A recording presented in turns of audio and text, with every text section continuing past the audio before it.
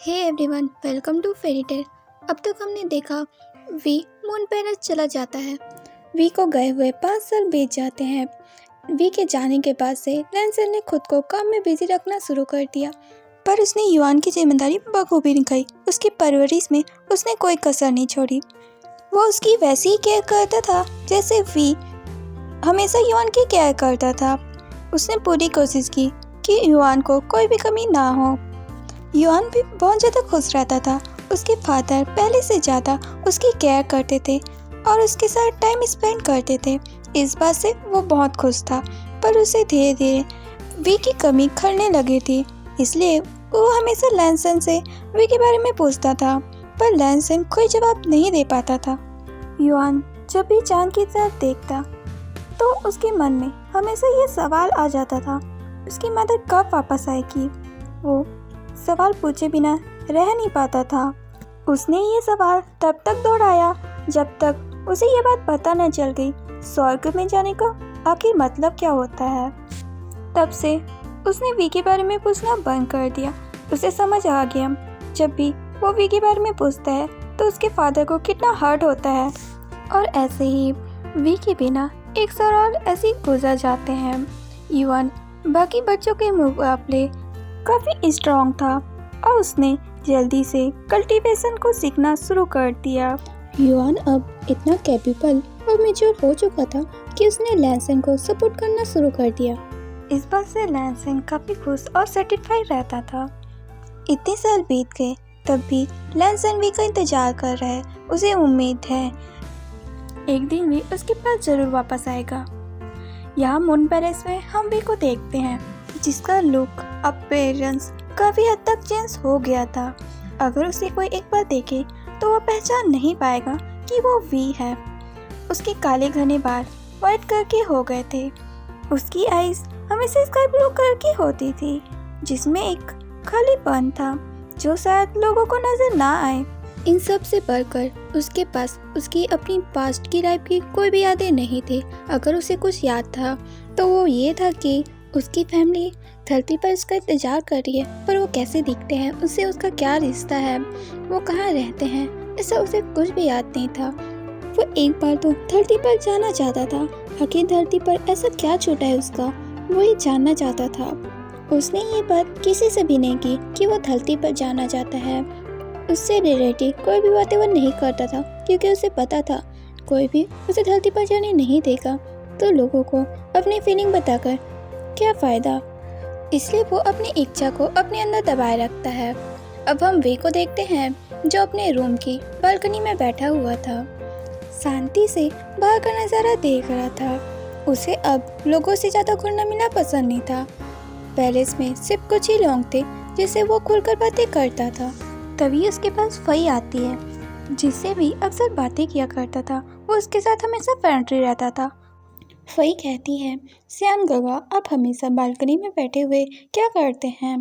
तभी उसकी तरफ देखता है और कहता है, मैं तो बस बाहर का नज़ारा देख रहा हूँ, क्या तुम्हें ये नज़ारा पसंद नहीं है।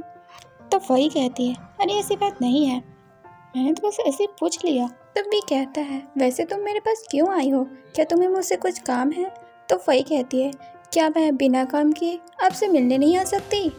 तो वी कहता है, यही तो बात है, तुम अक्सर अपने काम से बचने के लिए मेरे पास आ जाती हो, या तो कोई गड़बड़ कर देती हो तो आती हो मेरी मदद के लिए।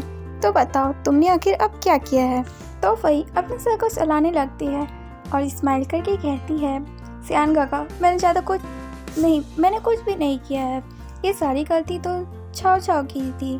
वो मुझसे फाइट कर रही थी और गलती से मुझसे रिवर टूट गया। इसमें मेरी क्या गलती, ये मैं नहीं करना चाहती थी, प्लीज़ मेरी मदद कर दो। तभी उसकी बात सुनकर हंसने लगता है। उसे यह बात पता थी ये लड़की कोई ना कोई ट्रबल करके उसके पास आई है। वी को ऐसे हंसते देखकर फई कहती है, आप क्यों हंस रहे हैं, मैंने जानबूझकर नहीं किया, पर आप तो मेरा इस तरह मजाक उड़ा रहे हैं, क्या आप मेरी कोई भी मदद नहीं करेंगे। तो वी कहता है, हाँ ठीक है, मैं मदद कर दूंगा।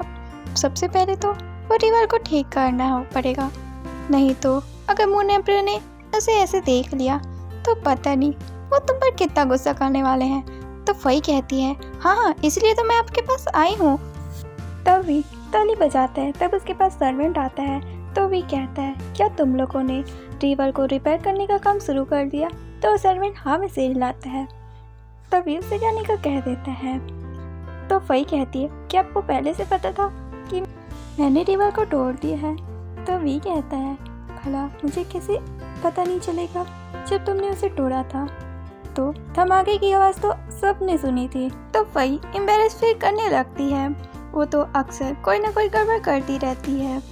वी उसे देखकर कहता है तुम्हें बस अपनी पावर को सही जगह इस्तेमाल करना सीखना होगा।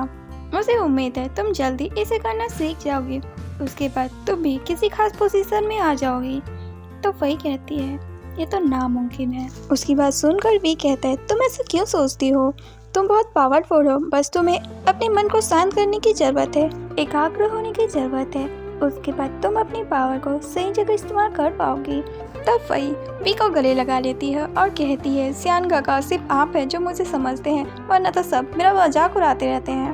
वी प्यार से उसके बालों में हाथ फैला रहे होते हैं। उसी समय साउथ जिनसन आता है और उन्हें ऐसे देखकर गप करता है। तब वही वी से दूर हटती है और साउथ जिनसन से कहती है तुम हमेशा गलत टाइम पर क्यों आते हो? तो साउथ जिनसन अपनी आंखें बड़ी करके कहता है आखिर तुम्हारे कहने का मतलब क्या है? तो वही कहती है तुम हमेशा उस समय पर क्यों आते हो जब भी सियान काका मुझे अपना प्यार जता रहे होते हैं। अब इस बात पर तो वी की आंखें भी बड़ी हो जाती है। साउथ जिनसन अपनी आंखें रोल करता है और उसे इग्नोर करता है और वी से कहता है सियान मैं तुम्हें यहाँ तुम्हारा टास्क देने के लिए आया हूँ, तुम्हें धरती पर जाना होगा। और उसकी बात सुनकर सरप्राइज होकर वी साउथ जिनसन की किताब देखता है क्योंकि उसे यकीन नहीं हो रहा था कि उसे ऐसा टास्क मिला है। इतने सालों में धरती से रिलेटेड कोई भी काम हो उसे उसमें इन्वॉल्व नहीं किया जाता था, फिर अचानक से उसे धरती पर जाना होगा। ये सुनकर वो तो सरप्राइज तो होता है लेकिन उससे कहीं ज़्यादा वो खुश भी था। साउथ जिनसन अपनी बात को पूरी करते हुए कहता है धरती पर मून मिलर अपेयर हुआ है, तुम्हें उसे लेकर मून पैलेस आना होगा, क्या तुम ये काम कर लोगे? तो वी कहता है ऑफ कोर्स, इसमें कौन सी बड़ी बात है। तो साउथ जिनसन स्माइल करके कहता है तो फिर हम थोड़ी देर में निकलते हैं। तो वी कहता है क्या तुम भी मेरे साथ चल रहे हो? तो साउथ जिनसन हाँ मैं सिर हिलाता है। तो वी कहता है पर तुम मेरे साथ क्यों चल रहे हो, ये तो मेरा टास्क है, तुम्हें मेरे साथ चलने की क्या ज़रूरत है? तो भी साउथ जिनसन कहता है मुझे मून एम्परर ने कहा है। तो वी हाँ मैं सिर हिलाता है। तभी फई कहती है मैं भी आप दोनों के साथ चलूंगी। तो वो दोनों फई की तरफ देखते हैं। फई कहती है मैं आपकी मदद करना चाहती हूँ।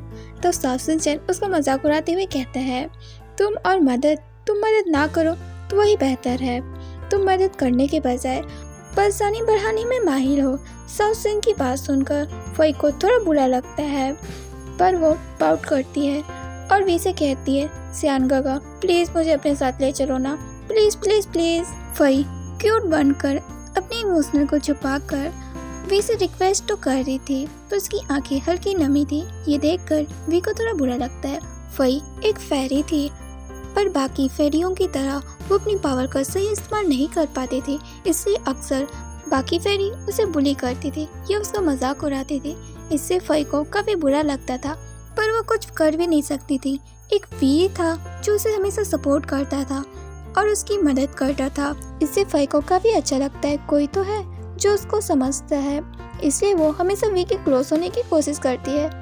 फई को ऐसे देखकर वी साउथ जिनसन से कहता है फई भी हमारे साथ चलेगी। वी की बात सुनकर फई खुश हो जाती है और वी को दोबारा से गले लगा लेती है। साउथ जिनसन ये चाहता तो नहीं था फई उनके साथ चले पर वो इस बात के लिए एग्री हो जाता है और वहाँ से चला जाता है। उसके जाने के बाद फई कहती है मैं बहुत ज़्यादा एक्साइटेड हूँ, मैं पहली बार धरती पर जाने वाली हूँ। उसे इतना खुश देखकर वी भी स्माइल करता है और मैन में कहता है मैं भी बहुत ज़्यादा खुश हूँ, फाइनली मैं धरती पर जा सकता हूँ। इधर हम लैंसन को देखते हैं जो आसमान की तरफ देख रहा था। उसके बाद जिबुजुन आते हैं और कहते हैं कांग्रेचुलेशन वांग जी, तुमने इमोर्टलिटी हासिल कर ली। ऐसा कहकर वो स्माइल करते हैं। तब लैंसन नोट करता है पर कुछ कहता नहीं है। अगर वी मास्टर यहाँ होते तो तुम्हारी अचीवमेंट को देखकर बहुत ज़्यादा खुश हो जाते और वो सेलिब्रेट करने के लिए हमसे कहते बैंक्वेट रखने के लिए। जिबुजुन की बात सुनकर लैंसन के फेस में एक छोटी सी स्माइल आ जाती है और वो सोचने लगता है अगर वी उसके पास होता तो वो उसे कहता सेलिब्रेशन करने के लिए। अगर लैंसन बैंक्वेट के तैयार नहीं होता तो वी उसके साथ लवी डबी होने लगता और उसे किसेस करके मना ही लेता। वी हमेशा ही बैंक्वेट के लिए एक्साइटिंग रहता। लोगों से बात करना, नए लोगों से मिलना उसे बहुत पसंद था। ये सब सोचकर लैंसन की फेस में स्माइल और भी ज़्यादा बड़ी हो जाती है, पर ये स्माइल ये सोचकर ही गायब हो जाती है। अब वी उसके साथ नहीं है। लैंसन ये जानता है वी इस वक्त कहाँ है, पर वो उसके पास जा नहीं सकता, उसे गले लगा नहीं सकता। ये सब सोचकर लैंसन उदास हो जाता है। लैंसन को ऐसे देखकर जीबूजुन को अब बुरा लगने लगता है। आखिर उसने वी के बारे में बात ही क्यों की, वो जानते हुए भी इससे लैंसन को कितना हर्ट होता है। फिर वो कुछ भी नहीं कहते। उन दोनों के बीच काफ़ी साइलेंट था। उनके साइलेंट को ब्रेक करते हुए युआन की आवाज़ आती है, फादर। तो वो दोनों युआन की तरफ देखते हैं तो युआन उन दोनों को ग्रेट करते हैं, तो वो दोनों नोट करते हैं। तब युआन कहने लगता है, फादर कल आप डिसाइपलों के साथ हंटिंग पर जा रहे हैं, तो क्या मैं भी आपके साथ हंटिंग पर जा सकता हूँ? तब लैंसन कहता है, तुम अभी छोटे हो। तब युआन कहता है, मेरी बस उनसे थोड़ी हाइट छोटी है, वरना मैं बड़ा हो गया हूँ। युआन की बात सुनकर लैंसन की फेस में छोटी सी स्माइल आ जाती है। वो कहता है, तुम अभी 10 साल के भी नहीं हुए हो और तुम हंटिंग पर जाना चाहते हो? युआन तो स्माइल करते हुए अपना सर हाँ में हिला रहा था। लैंसन स्माइल करके कहता है, मैं तुम्हें अपने साथ नहीं ले जा रहा हूँ। अगर तुम्हें हंटिंग पर जाना है तो तुम अंकल के साथ जूनियर डिसाइपलों के साथ चले जाना। तो युआन मुंह बनाता है और कहता है, पर मैं आपके साथ जाना चाहता हूँ। तब लैंसन एक शब्द में कहता है, नहीं। तो युआन पाउट करने लगता है। उसके फादर ने जो कह दिया सो कह दिया, उसे उसको मानना ही पड़ता है। लेकिन वो हंटिंग पर उसके साथ जाना चाहता है। तो वो जीबूजुन की तरफ देखता है। जीबूजुन ये देखते हैं युआन रिक्वेस्ट भरी नज़र से उसकी तरफ देख रहा है, तो कहते हैं, युआन वांगजी जिस फॉरेस्ट में जा रहा है वो बहुत खतरनाक है, वो मैजिकल क्रीचर से भरा हुआ है, इसलिए वो तुम्हारे लिए सुटेबल नहीं है। तो युआन कहता है, पर वहाँ फादर भी तो होंगे ना, तो फिर मुझे डरने की क्या ज़रूरत है? अंकल प्लीज़ फादर को कहो ना मुझे भी अपने साथ ले जाए। तब जीबूजुन कहते हैं, ये डिसीजन तो वांगजी का है, मैं इसमें कुछ भी नहीं कर सकता। तो युआन लैंसन की तरफ देखने लगता है, पर लैंसन कुछ भी नहीं कहता। तो युआन कहता है, फादर कितना समय हो गया, हम कहीं घूमने भी नहीं गए हैं। उस फॉरेस्ट से पहले नाइटलेस सिटी आती है, मैं उसे घूमना चाहता हूँ। तो क्या आप मुझे नाइटलेस सिटी नहीं घुमाएंगे? प्लीज़ ना, मान जाइए, मुझे अपने साथ ले चलिए। युआन की बात सुनकर लैंसन युआन के सर को सहलाते हुए कहता है, ठीक है। तब युआन स्माइल करने लगता है। अगले दिन युआन और लैंसन बाकी डिसाइपलों के साथ डीमन फॉरेस्ट की तरफ निकल जाते हैं। फॉरेस्ट कोजू से 300 मील दूर था। तब रास्ते में जैसा कि तय हुआ था वो सभी नाइटलेस सिटी में रुकते हैं। तब युआन लैंसन के साथ घूमने लगता है, तो वहीं उसे टेम्पल दिखता है। तो वो दोनों उस टेम्पल में जाकर प्रेयर करने लगते हैं। उसके बाद वो पूरा सिटी घूमते हैं। फिर वो सभी आराम करने के लिए एक सराय में रुकते हैं। यहाँ से डीमन फॉरेस्ट बस कुछ ही घंटों की दूरी पर था। तब लैंसन अपने बाकी डिसाइपलों के साथ फॉरेस्ट की तरफ चला जाता है। उसने युआन को कुछ सैनिकों के साथ सराय में ही रुकने के लिए कहा था और वो सभी डीमन फॉरेस्ट की तरफ चले जाते हैं। फॉरेस्ट के डीप में जाने पर उन्हें बहुत से मैजिकल क्रिएचर मिलते हैं जिनसे उनकी फाइट होती है।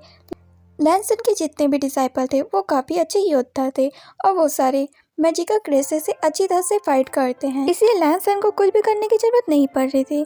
उसने बस इस बात का ध्यान रखा कि किसी डिसाइपल को किसी प्रकार की हानि मत हो।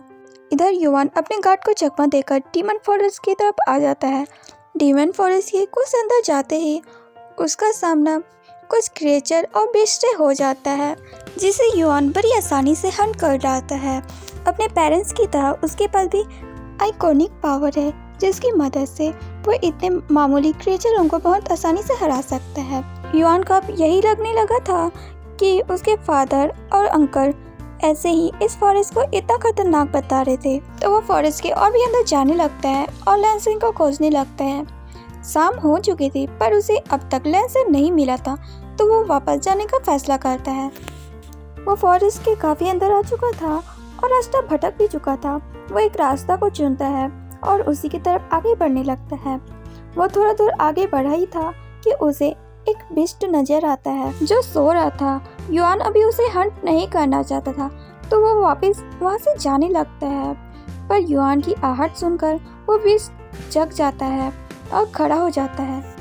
युआन को अपने सामने देखकर वो बिस्ट लाल टपकार होता है। वो बिस्ट काफी बड़ा और खतरनाक लग रहा था। उसकी बॉडी में ब्लैक और ब्लू कलर की लाइन बनी हुए थे जो उसे बाकी बिस्ट के मुकाबले काफी अलग लुक दे रही थी। युआन उसे देखकर समझ जाता है अब तक उसने जितने भी बिस्ट का सामना किया है ये उनमें से काफी ज्यादा खतरनाक है। तब युआन अपने शॉट को निकाल लेता है। वो बिस्ट भी युआन की तरफ आगे बढ़ने लगता है। तब युआन शॉर्ट स्लैश लगाता है, पर वो बिस्ट अपने पंजों की मदद से युआन के शॉर्ट स्लैश को डिस्ट्रॉय कर देता है और युआन की तरफ आगे बढ़ने लगता है। युआन उस पर लगातार शॉर्ट स्लैश लगाया जा रहा था, पर वो बिस्ट के ऊपर युआन के लगाए शॉर्ट स्लैश का कोई भी असर नहीं हो रहा था। वो बिस्ट सीधा युआन पर जंप कर देता है। युआन पलक झपटने की स्पीड से वहाँ से भाग निकलता है। युआन ने तो तेज स्पीड विरासत में पा रखी थी। वो वहाँ से तेज स्पीड से भागने लगता है। वो बिस्ट युआन का पीछा करने लगता है। युआन की स्पीड बहुत तेज थी, पर उस बिस्ट की भी स्पीड काफी तेज थी। वो पेड़ से इधर से उधर जंप लगाते हुए युआन का पीछा कर रहा था। फिर वो अपने मुंह से एनर्जी बॉल बनाता है और युआन पर छोड़ता है, जिससे युआन डॉज कर लेता है, पर उसके प्रेशर के कारण वो थोड़ा घायल हो जाता है। तो वो बिस्ट एनर्जी बॉल बनाते हुए युआन पर फेंकने लगता है। युआन उसे डॉज करते हुए भाग रहा होता है। इतने में उसका पैर किसी से टकराता है और नीचे वो गिर जाता है। उसके घुटनों और हाथों में चोट लग जाती है, जिससे खून निकल रहा होता है और उसे बहुत दर्द हो रहता है। तो उसकी आंखों में आंसू आ जाते हैं। इतने में बिस्ट ग्राउल करता है। युआन उसकी आवाज़ सुनकर बहुत ज़्यादा घबरा जाता है। वो बिस्ट पेड़ से ही उसके ऊपर जंप कर देता है। युआन डर